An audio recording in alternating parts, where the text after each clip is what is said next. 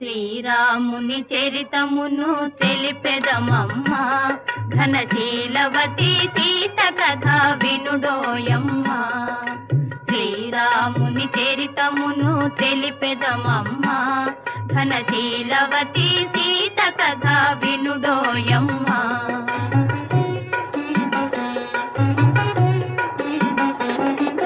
చెలువు మీర పంచవటి సీమలో తమ కొలువు చేయ సౌమిత్రి ప్రేమతో, తన కొలువు తీరి రాఘవుడు భామతో. శ్రీరాముని చరితమును తెలిపెదమమ్మా, ఘనశీలవతి సీత కథ వినుడోయమ్మా.